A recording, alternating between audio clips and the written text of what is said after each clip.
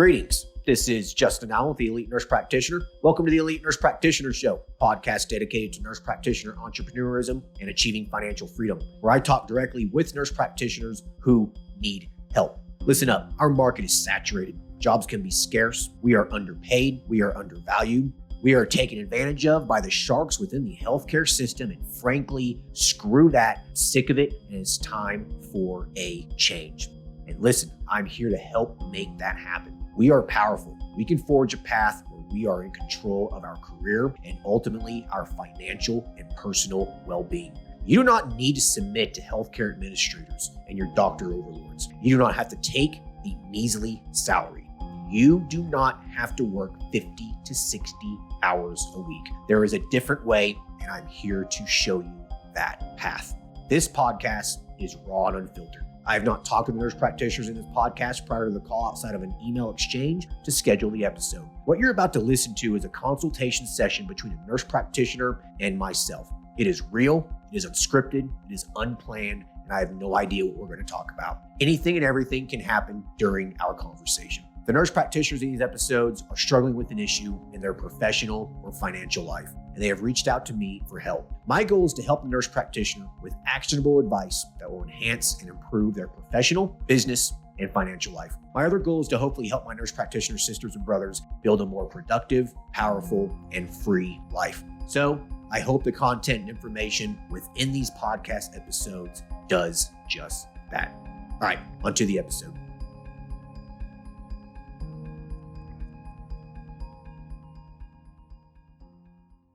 Hello, everyone. Today we'll be talking to Erin, who is a family nurse practitioner. Currently, she is working P.R.N. as a hospitalist and in the emergency department. Erin is also a senator in the state of South Dakota, where she pushes for legislation to help nurse practitioners be more autonomous. Erin started an IV hydration and weight loss clinic about a month ago and is wanting to go over how to operate a successful clinic while finding how to balance her time in the most effective and valuable way. Hey, Erin, how are you? I'm great. How are you, Justin? I'm good. Thanks for hopping on here. I'm super excited about this one. So I have yet to talk with a senator or a politician. So I'm interested to hear about how you got into that. So I guess just tell us a little bit about yourself. Sure. I've been a nurse practitioner for going on 13 years. I've always been from South Dakota, but except for a couple of years. Right out of school, I moved to Nebraska, and they had just switched their laws to allow for full practice authority.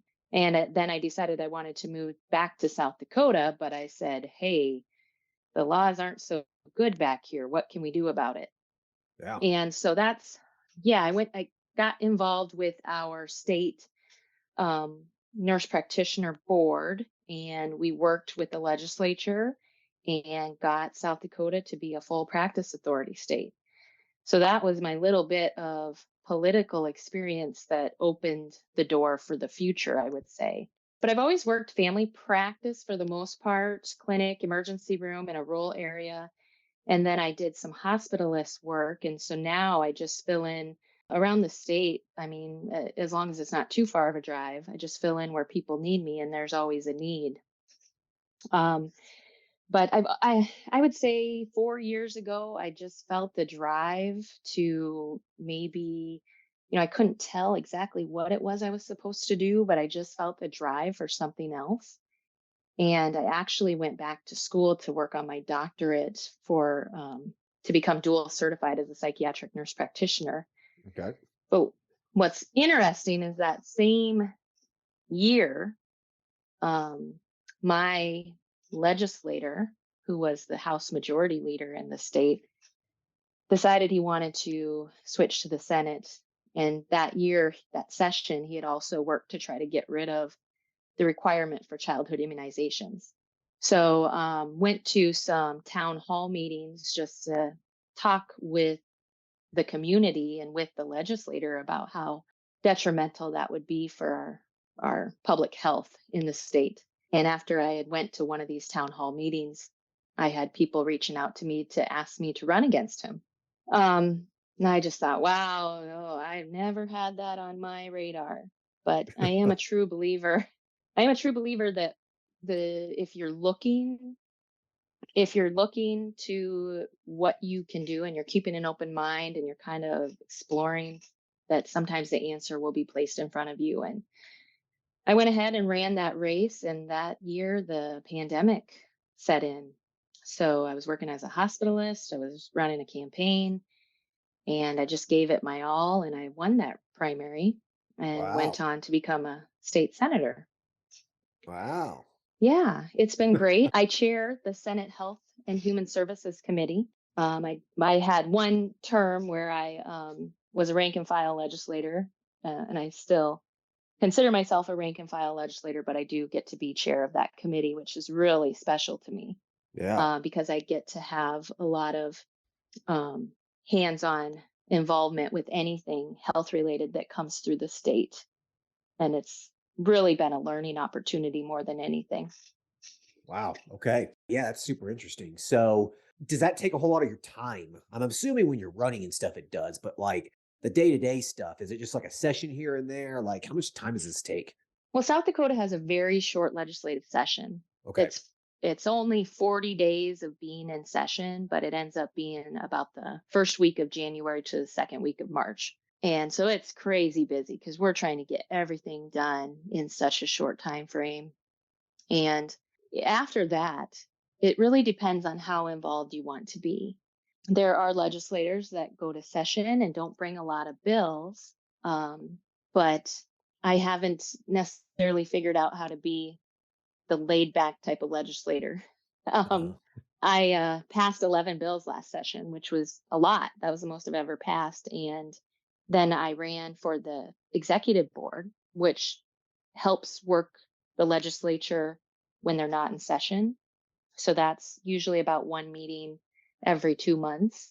And then I am the chair of the Medical Marijuana Oversight Committee. nice. We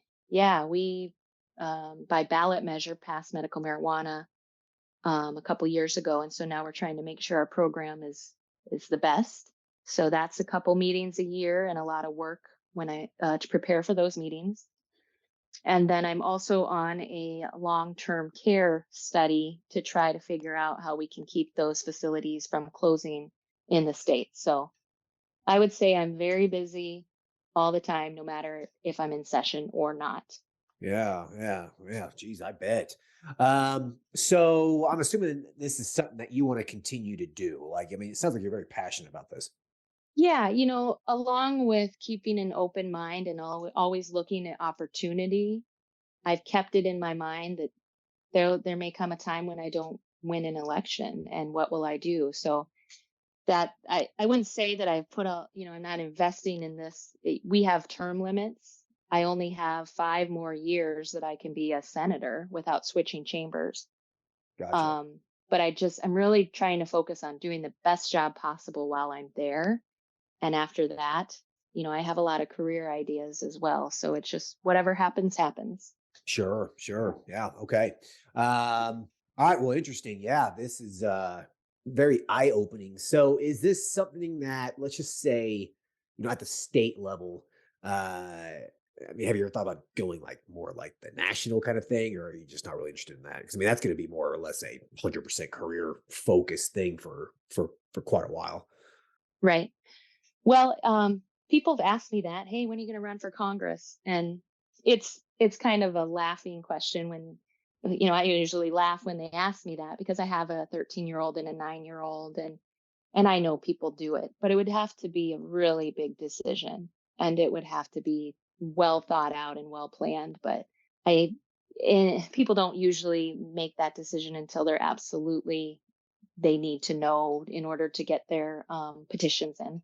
But I'm just taking it one day at a time. Sure, sure. Okay. Well, cool deal. So where else is Erin going then in her life outside of being a senator? Well, 25 days ago, I opened up this IV hydration business, and it had started out that was going to be my focus. But as I was working towards it, I had so many people ask me about help with weight loss. So I decided to do the two together initially. And then I hope to expand the business maybe into hormone replacement. And um, I even thought about concierge medicine, but I want to start here because it's all the time I have right now. And then making that decision when I pull myself out of the clinic more so that I can focus on my personal business. That's the place I'm at now. Because even 25 days in without spending any money on marketing, and I've set aside 2 days a week to spend on this, and I'm always already finding that I'm more busy than I want to be. Sure. And trying to make the decision, when do I pull out of the clinic a little bit more so that I can have more time for this business? Now, what do you mean by pulling out of the clinic? You're talking about the hospitalist job, the emergency department job, the PRN thing? Yeah, and I work in the clinic PRN too. Oh, okay. And you know how it is, you set your schedule so far in advance. So I would have to know that, hey, I have enough business to keep me occupied 4 days of the week instead of two, and make sure that I have the revenue source to pay all my bills every month. So Right, trying right. to feel that out, it seems like there's going to be more of a need for me in this business, but it's a tougher decision to make. Yeah. Well, I mean, it's a good problem to have, but it can be a stressful decision, right? You're stepping away from an almost guaranteed revenue source, right? I mean, a guaranteed income basically at this job. I'm assuming your jobs are fairly secure in your PRN position. So, Yes, yes. yeah, yeah. So, you have secure employment, secure income. So, giving that up to focus in on your business is definitely, it's a very stressful decision. It's a decision that a lot of nurse practitioners and just business owners in general, they really never pull the trigger. They always just kind of keep their business as a side hustle, and they always maintain their job because they're so scared of stepping away from that safety net, right? Right. Yeah, but I'll tell you this though, from personal experience and from the experience of talking with, hundreds and hundreds of other nurse practitioners who've done it, is that you end up feeling more secure after you leave your job, and you focus in on your businesses because you realize just how much more you are worth and how much more money that you make and how that you are ultimately in control of your destiny versus being at the whims of an employer. And so making that transition is difficult. Like making that initial transition is difficult. Like making a decision to do it is. But after about 2 or 3 months in, you're just going to look back and be like, I should have did that a long time ago. So Yeah. Even yeah, in 25 days, I just thought, hey, I'll do this here and there on a weekend. And now I'm like, hey, there's something to this. yeah, This isn't as hard as I thought it would be. And I can really make this work if I dedicate my time, especially the marketing piece of it is what I've been focused on in the last probably 10 days. I've really been trying to hone in on that part. yeah. Oh, if you focus in and put a little bit more energy into this, there's no question about it. It's going to take off. I mean, you already said you're somewhat busy and not really doing anything. So that's typically a good sign. Um, Right. yeah, yeah. So, but you don't want to jump the gun too quick, right? I mean, you've only been open for a month.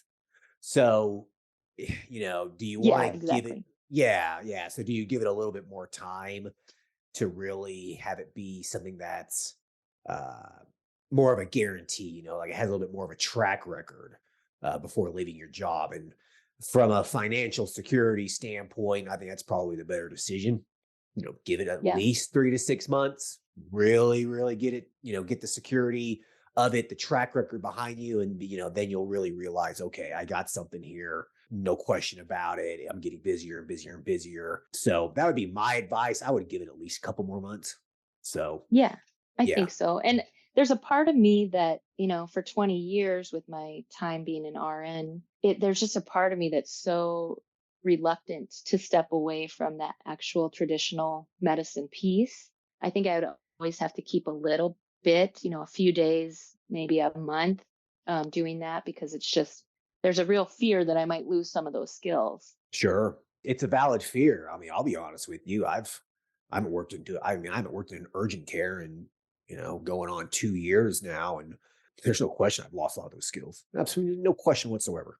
Right. But I don't care. I'm fine with that. No, right. You just have to get to that point. Right. Like I'm totally okay with that. You know what I mean? Like I'm completely fine with that. Like it doesn't bother me in the slightest. But that's me though, right? So everyone's a little bit different. So if you wanted to keep up with some skills, would it be the hospitalist skills, the ER skills, or would it be more like that primary care clinic stuff? Well, all of those skills are, they're the same, they overlap, but they are quite a bit different. But I would say the clinic would be the easiest to keep up with and have the most tie in because you're getting patients back from once they've been hospitalized, and sometimes you're sending patients to the ER.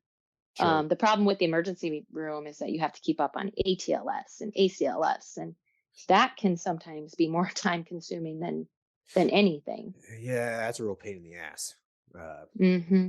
yeah, I let my ACLS go years ago. I don't care about that anymore. Um, yeah, but I made that decision though, so it was really up to you. But yeah, I think being in the clinic probably would be a lot easier for you and would allow you to spend your time, focusing in on your business instead, and even pursuing the political aspirations some more too. Um, Right. yeah, I think that you continue to do hospitalist, ER, and clinic, and really double down on your business and be a senator. I think that's gonna spread you very thin. I think. Um, yeah, uh, Yeah. yeah. You can't. That's just that's a lot. And it'll prevent you from really being a true expert. At one of those things, right? Yeah. And I've been feeling that in the last month. Sure. Waking up on the run to figure out how to keep everybody, every piece going. And you kind of feel like you're in a rat race. Yeah, it is. I mean, you can, my whole goal is to help you escape the rat race, but you can definitely create your own. Hmm. You got to be very careful. You can create your own. Sometimes your own rat race can be worse than the rat race you're in being employed. Um, so yeah. How old are you? I'm just curious. I just had my 40th birthday. 40th And I birthday. think Okay. that was a big piece of why I started this business. Sure. It's now or never kind of a thing, right? Right. Yeah, Hmm. yeah. Well, I'll be 40 in a year, so I'm just a year behind you. Um, yeah. Okay, yeah, I mean, you sound like a high energy person, but that energy, that spark, it tends to go down a little bit as you get older, right? And Right. so, yeah, I mean, that's just kind of part of aging for most people. There are some exceptions out there, but for most people. Um, so yeah, I think that you focusing down on just a couple things would probably be the best use of your time for sure. So, Yep. yeah, and you're in agreement with that. It sounds like. Yeah. Even being in the legislature, I'll have probably a campaign again. Well, if people run against me in the primary, we're a Republican state. So that would be my hardest race. But that will be a big decision point for everything uh, if I continue to stay in the legislature, and um, everything hinges on that, really. Right. And and when's that going to be? So it will be 2024 in June would be Okay. my primary. That's okay. So that's when you would run again. Exactly. Gotcha. So you have a year to make that decision. Hmm. Yeah, because we recorded this practically end of May, early June, 2023. So yeah, you got some big decisions here the next year, right? How you're going now, do you feel like that you could do exactly what you're doing now, or you're feeling the pinch, I feel like I either need to decide to stay small in this business, right? and I that would be okay, or get put more into it and become as the best I can and really phase out the clinical side of it. Gotcha. Well, I think that's a hard decision. I think it comes down to what your ultimate goal is. So what is your ultimate goal? What's your goal for Erin in 5 years, 10 years, 20 years? Like, and from this, I mean more financial. I think it's probably the easiest way to quantify it. So from a financial standpoint, where do you want to be in 5 years?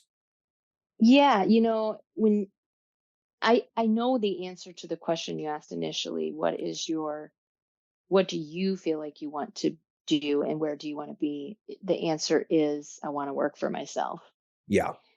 And I know, I've worked for someone else for so many years, and you're seeing the patients, you're making those really complex decisions, but yet you're managing staff, but you're not getting any credit for it. Right. You're on at the hospital and it's the middle of the night, you're the go-to person. Yep. Um, and you're also dealing with patient personalities and working through their goals. And that's, take those three things. I mean, you have the skills to run a business right Oh, there. no question about it. If you can be a hospitalist, you can run a business. Exactly. And Yeah. so the decision, do I work for someone else and give them my time, really important, a valuable piece of experience, or do I pull that back towards me so I can now take advantage of some of that experience? And the answer is always going to be that I want to work for myself. And I know that no matter what happens with my time in the legislature, eventually in 10 years, I want to own my own business and be setting my own hours and making investments in things that I want to make them in and planning my own vacations and all of that. Gotcha. So with that said, uh, so then what would be your financial goal? Um, I would say my financial goal initially is to get to a point where I can take a couple of nice vacations every year and be financially free. Okay. I mean, that's kind of an easy first step. Sure. But I never really thought about the numbers, but I would love to have some passive income and be Yeah. able to do some of the things that are on my bucket list. I just turned 40. Yeah. I have Yeah. some things on a bucket list that I want to do, and I want to be able to afford to do those things. Yeah. Yeah. It's now or never to do those things. Your body does, unfortunately, you know, it does start failing you as you get older, right? So it's best Hmm. to do things now as you're still kind of young, right? I mean, 40s are still a good age to get some of that stuff done that's on a bucket list. So financial independence, basically being able to do whatever you want. And so, to do that from a traditional investment perspective, right? Having some money in an investment that pays you a percentage, so Right. typical percentage return is 3 to 6%, depending on how risky you want to get. All right, you can get up to 10%, Right. but that takes on more risk, right? So to be able to do exactly what you said, take a couple nice vacations a year, live your life, be kind of financially free. You'd probably have to have upwards of yeah, $5 million invested at 4 to 5%. Okay, Hmm. so that's a very, very large number, right? Very few nurse practitioners will ever get that number, but it is possible. Um, Hmm. or you can have a business that's worth $5 million that provides you that income and doesn't allow you or doesn't require a significant amount of work from you. That Right. goal is a hell of a lot easier to achieve. Right. So, I'm type A person. Very have paid attention to investing right away when I got my real job, paying attention to 401k, trying to figure out where that puts me in 35 years. sure. Um, and sadly, that's like a rat race. It's a rat race. 401ks are for chumps. I'm sorry, but that is something that you can't even touch. You can't even take money out of it until you're 59 and a half years old. I mean, Right. how does that help you at 40, 45? It doesn't. Exactly. And I definitely, going back to a political idea, I'm definitely a believer in capitalism. And um, I think, within the last 5 years, especially, I thought, hey, wow, I'm going at this wrong. The people that really go out and make a splash are the ones that own their own business and work for Yes, themselves. 100%. 100%. The only way you become financially free in this country is you have a very, very high paying job. I'm not talking about $150,000 a year. I'm talking about $800,000 a year. Or you have your own business. That's pretty much how you do it. The stock market does not make very many people rich. It just doesn't, unless you get lucky enough to buy Amazon at $5 a share, and you buy a lot of those shares. Like those are very, very rare cases, or you buy Bitcoin at $5 a coin and you sold it for 60,000, you know, Hmm. that doesn't happen to very many people. That's essentially lottery. So yeah, you have to have a business. I mean, I'm sure you see this in politics all the time. Other senators, representatives, governors, these kinds of people, like they typically have a business that's allowing them to focus on politics and they don't have to work Right. at a traditional job, right? Because Right. they have millions of dollars in the bank. It doesn't really matter. Money's not really an issue to them anymore. And the way they Hmm. did that was a business, probably, right? Yeah.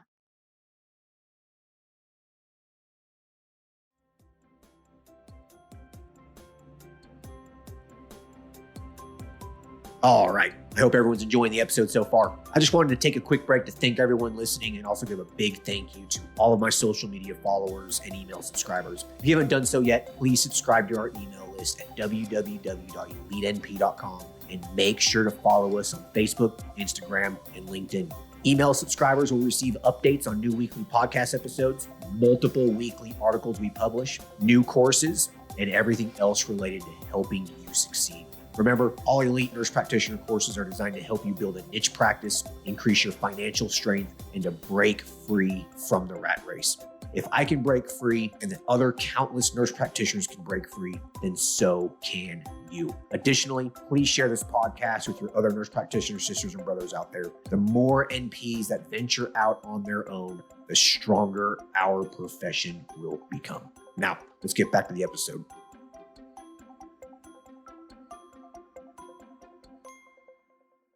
I think it's interesting, looking back at the educational process to become a nurse practitioner, and it's very important. We learn about taking care of patients, and that has to come first. But then there are also, you look at the chiropractors and the dentists, they teach them at the same time how to operate a business. Yep. That's why chiropractors And and dentists all own their own practices. exactly. And so once you've been a, a nurse practitioner or a PA or whatever your route of profession is, whatever your professional route is, I think once you realize that you have all those skills and you're just working for someone else and you're like, hey, I'm doing all of this. I know what I'm doing. I have the confidence to do this. And you're like, I'm going to do something different. Yeah. And that happens to a lot of nurse practitioners. A lot of people it doesn't. They just get stuck in the whole employee mindset. They don't know anything different. Yeah. And I think there's a little bit of a stigma, like my colleagues that are in that more traditional type of, going to work for somebody else, clocking in, clocking out.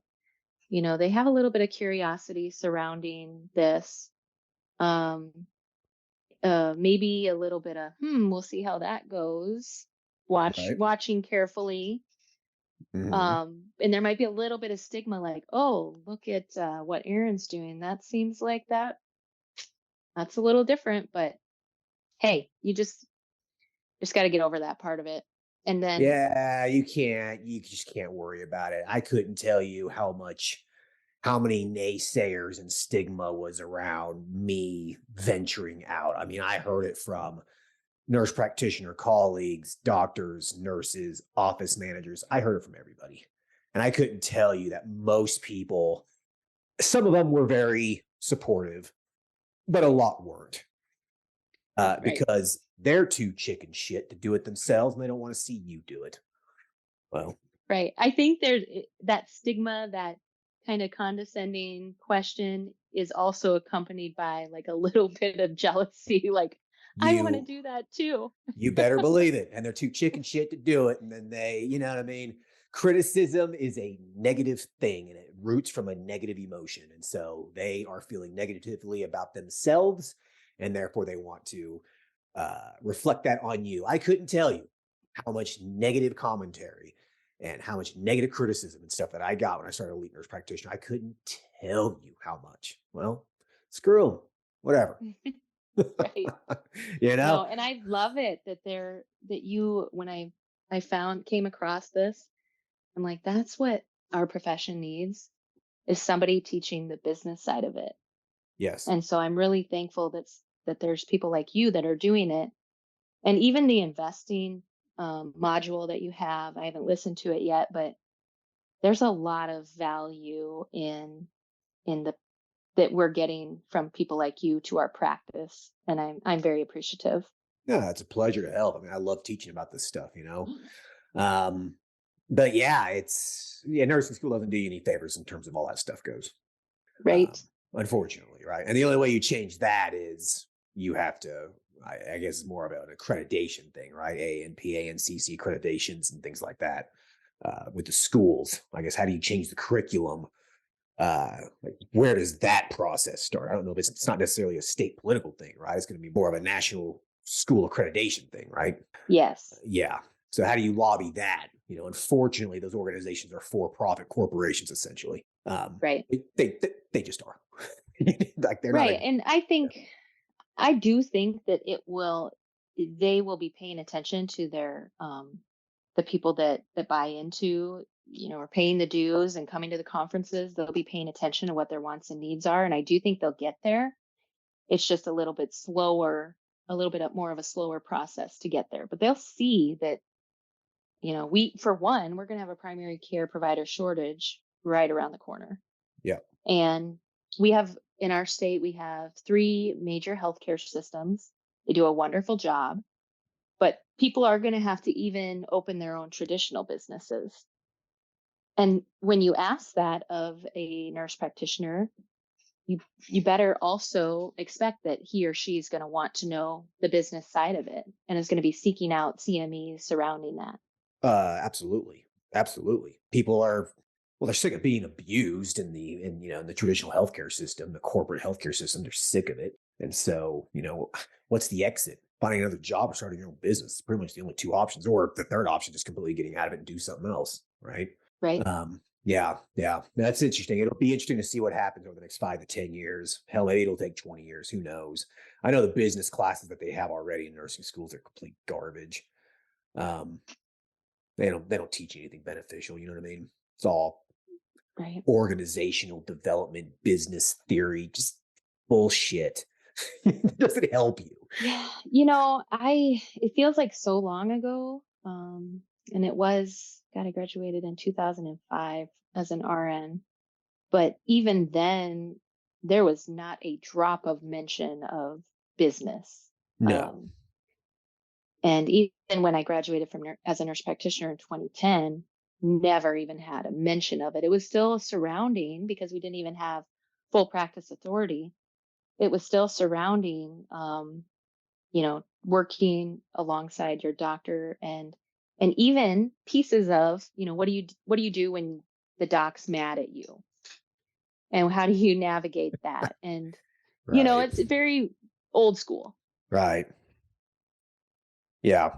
Yeah. That's not that doesn't really benefit you, right?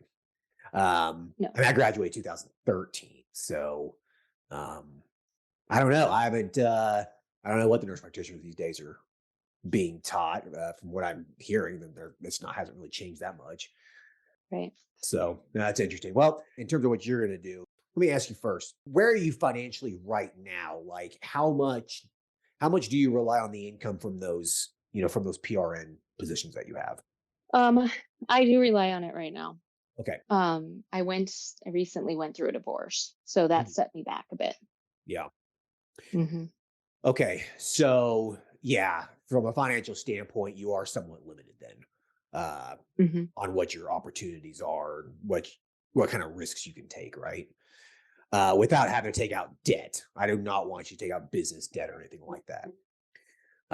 Try to avoid that as much as possible if you can. Have you took out any debt yet? No. No. Okay, good. Keep it that way. Right. It just makes your business more valuable. So, Yeah, and I think it was important. I somewhere in one of the modules it talked about, make it so that if you had to leave your business next week, worst case scenario, you can just say, "Oh, left the business," and you don't have anyone that you're still paying when you leave. exactly. Yeah. And Yeah. I think the line that I said, I don't know what. Do you remember what course it was in? I think it might have been in both of them, the IV infusion and the weight loss course. Okay. I might have mentioned something about a cheaply started business is a business that's cheaply closed. Yes. Yeah, that's like ingrain that into your mind. Anyone listening to this, a cheaply started business is a business that can cheaply be closed. A business that has $100,000 business loan on, that shit's going to follow you around for a long time. you Right. can't, you can't, you can't cheaply close that business down. You know what I mean? Oh, and I was saying, you know, being a senator, I talk to young graduates all the time, and I talk to them a lot about failure. And I tell them, hey, failure is part of the path to success. Absolutely. Like you're gonna fail. I don't know if there's a designated amount of times. It's obviously different for each person, but you're going to fail. And the best plan is a plan that makes that failure not be absolutely detrimental to your life if it That is happens. that is correct. You can never prevent failure completely. You just can't. It's impossible because there are just some things that are completely out of your control. Right. But right, if you mitigate the risk as much as possible, yeah, by not taking out a bunch of debt and stuff, then if you do fail, it's not the end of the world, right? It's just like investing your money. If you're 100% invested in Tesla and Tesla loses 50% of its value, you just lost 50% of your wealth. That's stupid. You diversify. Right.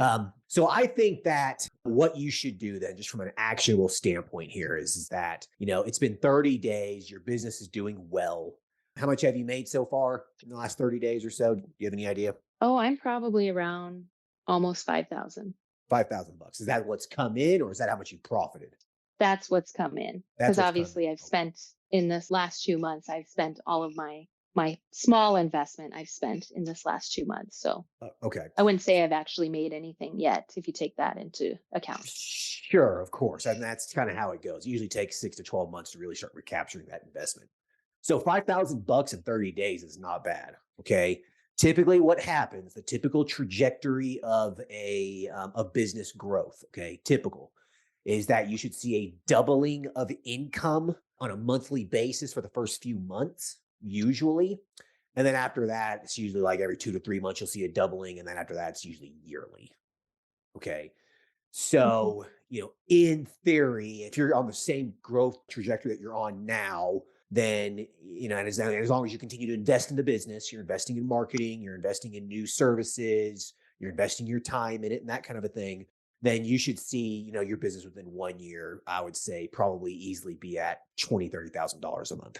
Okay. And then after that, you would see your gross revenue of your business go from, $300,000 to $600,000, $600,000 if you continue to invest in it and dedicate more time to it. So if you do that, it usually doubles year after year, and eventually you plateau until you get to a point where you start doing more business scaling strategy, and that's hiring other people and automating processes, developing systems, and those kinds of things. That's the only way you get past that plateau.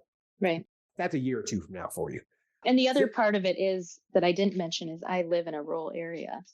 And okay. that's what's been interesting is that I kind of put that into my equation to think, oh, I'm going to be fairly slow in the first 3 months, but it's not been. Right. It doesn't matter where And you're at. People want this stuff. right, it really did surprise me. Yeah, small towns are gold. I've said that multiple times. They're gold. There's money to be made in small towns. Right. Yeah. What's the population of, your area within a 30-minute drive of where your location is, of your practice location? 3,000. Within 30 minutes? Hmm. Wow. So it's pretty rural. Yes. Yeah. But I have drove to provide services, and then at some point on the list is to put up, there's basically the state being kind of long horizontally. I'm smack dab in the middle, and then the Mm. two bigger cities, but probably not by many people's standards would they be actual cities. But I would like to try to touch and do some outreach in each. And do you know anything about the Surges bike rally? Yeah. Yeah. So I would love to be able to set up IV hydration tent Yeah, you'd kill it. at the rally Oh yeah. this summer. Oh yeah. Yeah, yeah. You'd kill it there. No question. They're all gonna be hungover. Um, Right. yeah. How many hours are you from the larger population centers then It's about 2.5 hours each way? each way. Um, my second Men's Health location is, 4 hours from me. So, I mean, it can be done. Right. Yeah, I mean, I don't drive up there, I mean, I did it mostly telemedicine for a while that location was growing, but now I got another nurse practitioner up there that sees patients for me, two now, actually. Well, I'll tell you what, I would say maximize what you can right now in your area. If there's 3,000 people within a 30-minute drive, I would assume that if it's within a 60-minute drive, it's probably double or triple that. Yeah. Oh Prob- gosh, yeah. Probably a lot more than that. Yeah. So there's definitely room for growth here. I'm assuming you probably have very, very little competition, if any, within probably an hour radius of you. So, Yeah, there's a little bit. This type of business has been, I would say, in the last year kind of opened up, but I don't think there's anything quite like what I'm doing.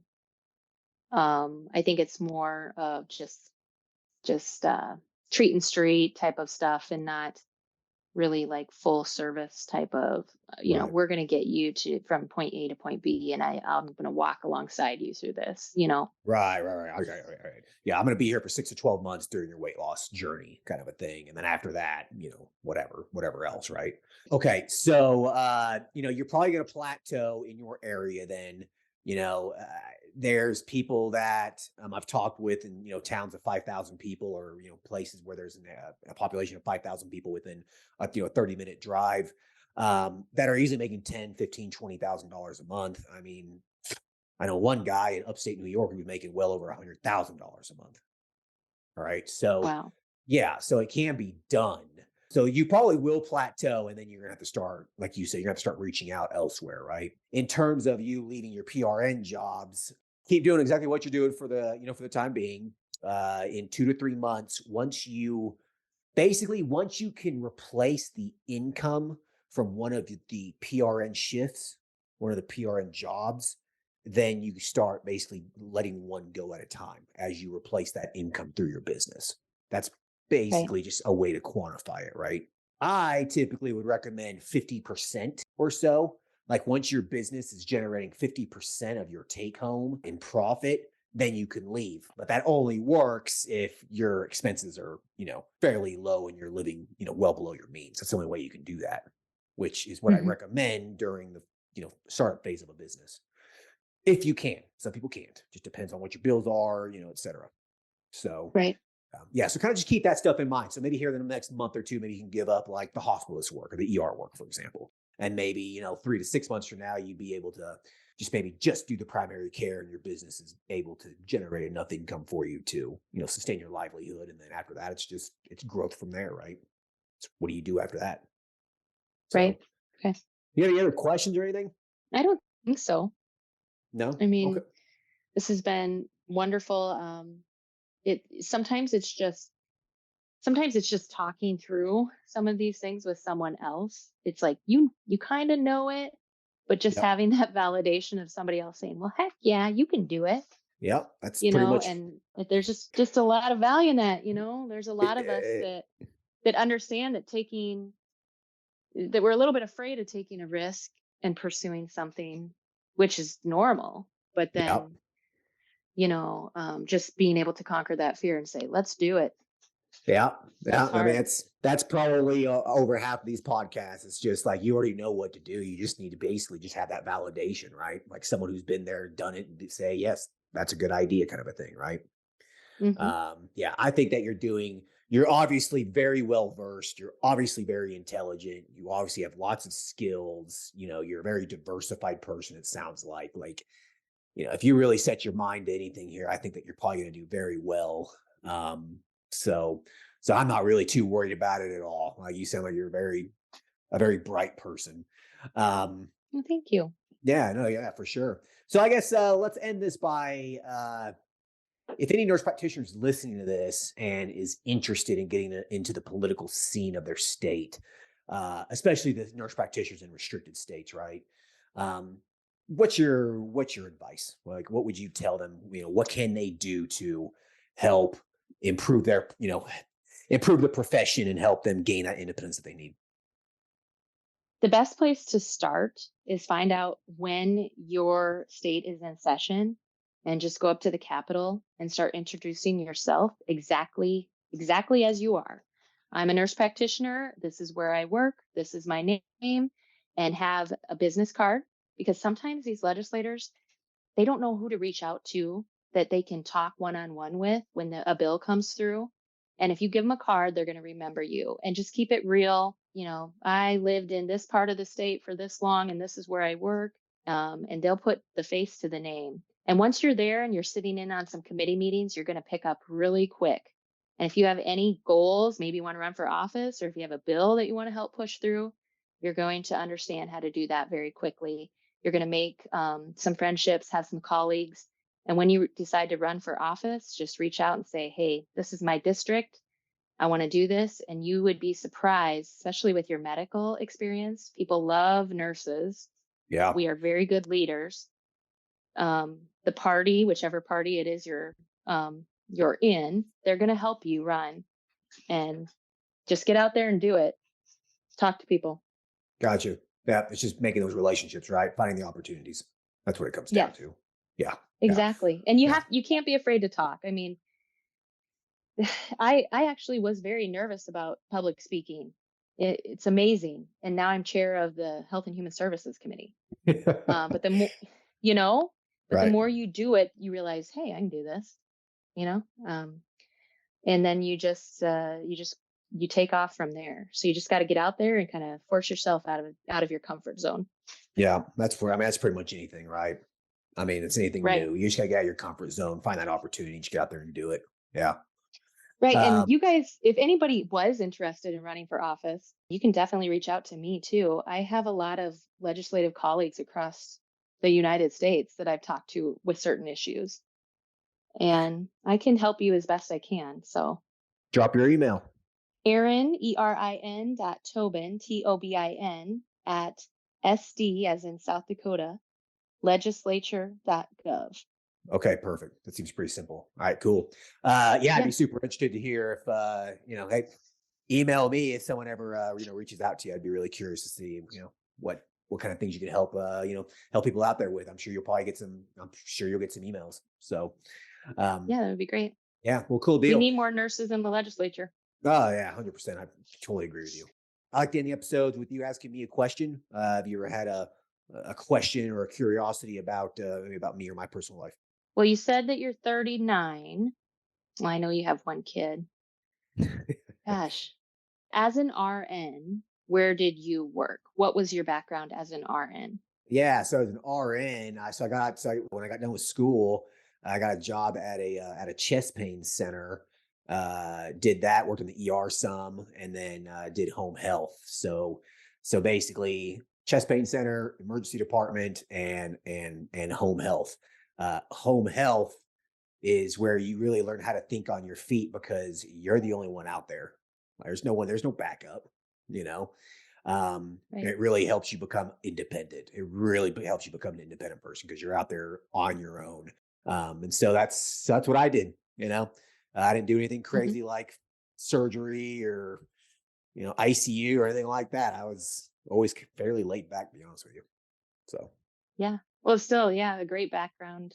Um, and walking into other people's homes, you do have to think on your feet because sometimes you don't know what you're walking into. you have no clue. I'll tell you, there are some homes that you'll walk into and you're just like, how does anyone live like this? I don't understand.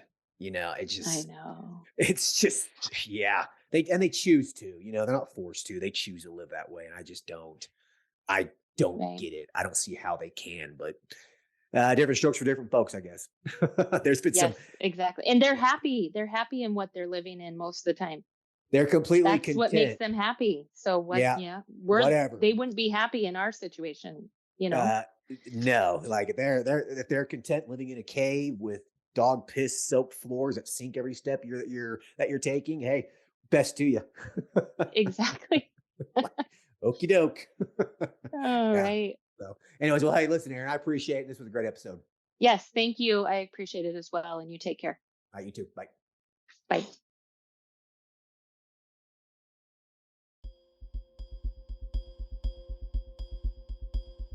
All right. I hope everyone enjoyed the conversation with Erin. That was pretty cool. I mean, I've never talked to a nurse practitioner state senator before, so I thought that was very, very interesting. Like she said, she just had the opportunity to do it by meeting people and finding those opportunities. And look at her. She became a nurse practitioner senator, and sounds like she's made some pretty impactful changes in the state of South Dakota. So I applaud her. And if you're interested in it, shoot her an email. She sounds like she's a very helpful person. And yeah, she's juggling a lot of stuff in her life, right? I think that's kind of the key there is, where do you put your energies and put your focus on? And I think that ultimately comes down to what is your goal, right? What is it that you want out of your life? That should dictate what you do. Your job should not dictate what it is that you do in your life. Okay, it should be the other way around. It should be, what is it that you want to do? And that should dictate what you do for work, what you do for, for your business, what you do for your investments and those sorts of things. You want to be financially independent. You want to be financially free. If that's your goal, then you do the things to make that goal happen. If your goal is just to work as a nurse practitioner, see patients, retire when you're 65, 70, then that's going to dictate what it is that you do. So it ultimately depends on what it is that you want to do. And yeah, she wants to try to be financially free in a short amount of time, maybe focus on being the, a senator or congresswoman, whatever she wants to do later on. And yeah, she's going to make that happen by hopefully focusing more on her business over the next couple months. Anyways, hope everyone enjoyed this episode. Talk to you guys later. Thanks. Bye.